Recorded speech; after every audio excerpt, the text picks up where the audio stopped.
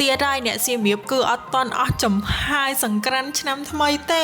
សង្ក្រាន្តឆ្នាំថ្មីនៅវត្តសវណ្ណសាគរហៅកាត់ថាវត្តកោះខ្សាច់នៅខេត្តសៀមរាបបងប្អូនកុំភ្លេចណាបងប្អូនទាំងអស់គ្នាអាចនាំមិត្តភ័ក្តិឬក៏គ្រួសារមកលេងជុំគ្នាបាននៅវត្តកោះខ្សាច់នៅជិតភ្នំក្រោមយើងនេះឯងហើយកម្មវិធីគឺចាប់ផ្ដើមចាប់ពីថ្ងៃទី24 25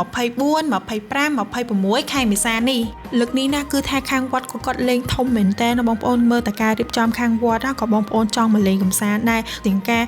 ពូនភ្នំខ្សាច់មានការលេងល្បែងប្រជាប្រិយមានតន្ត្រីស្គរដៃទៀតណាបងប្អូនហើយបងប្អូនបានឃើញទេថាលោកតាលោកយាយគាត់កំពុងតែខំសស្រាក់សស្រាំមែនតើក្នុងការរៀបចំសង្ក្រាន្តឆ្នាំថ្មីនៅវត្តកោះខ្សាច់នេះហ៎ចឹងហើយបងប្អូនទាំងអស់គ្នាកុំភ្លេចមកលេងកម្សាន្តនៅវត្តកោះខ្សាច់មកបងប្អូនគឺអត់ខកបំណងសូម្បីតែទេសភាព